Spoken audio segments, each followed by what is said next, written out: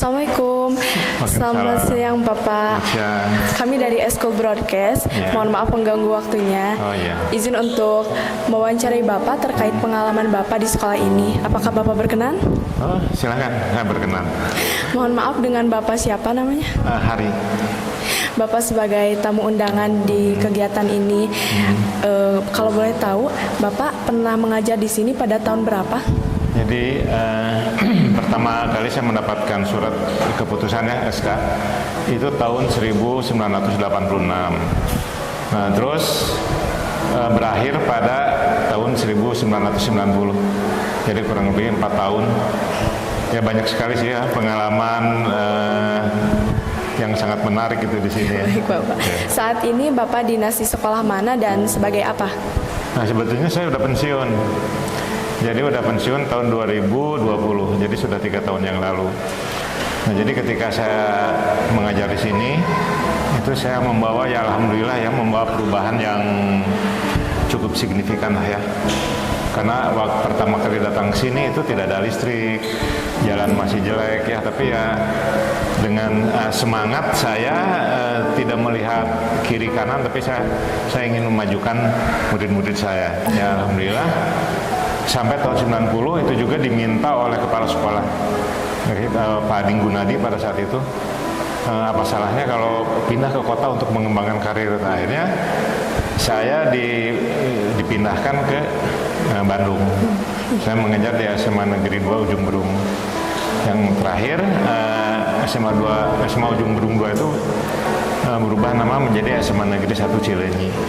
Sampai tahun 2020 saya pensiun. Bagaimana kesan atau perasaan yang Bapak rasakan saat pertama kali datang ke sini saat ini? Apakah ada perbedaan yang signifikan keadaan Semanka yang saat ini dan dulu? Oh ya, udah pasti ya. Ketika saya datang ke sini dengan sekarang berarti sudah 33 tahun. Itu 360 derajat ya, kalau diputar itu sangat berubah.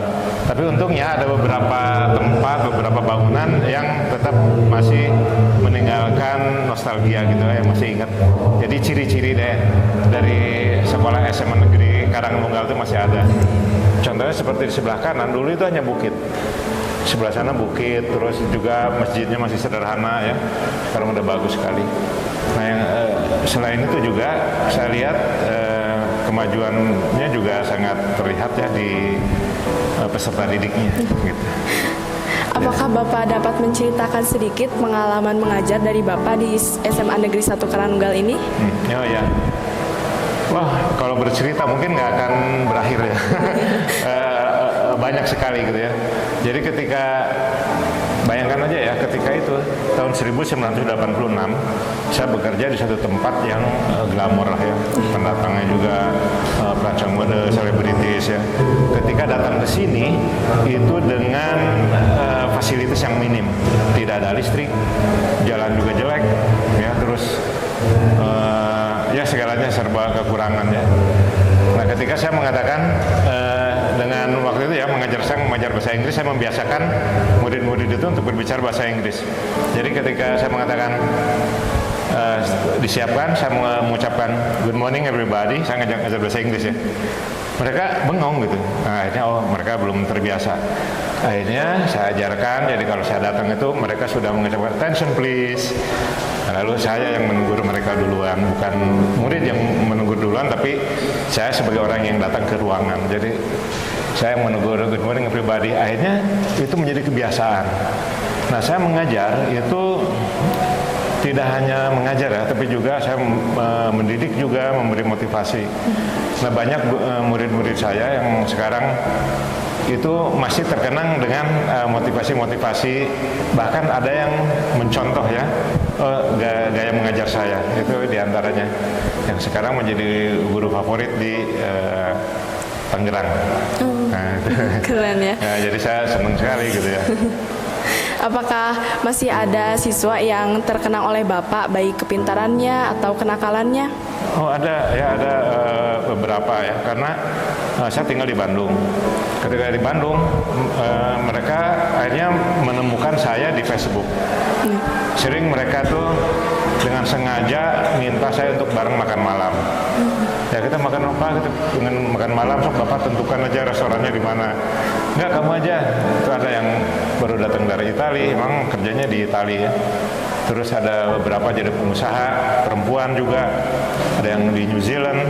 Terakhir itu namanya Ida Rosida itu ya, mengajak saya untuk makan ya sampai dia ingin cari restoran yang paling enak aja, yang paling bagus. Jadi memang pada saat itu mereka itu tidak yang paling top ya, tapi mereka belajar. Nah, terus yang nakal-nakal juga saya masih mengenal ya mereka, tapi sekarang ketemu, mereka udah ya berubah 180 derajat ya, udah berbalik sama sekali. Dan juga yang lebih uniknya lagi,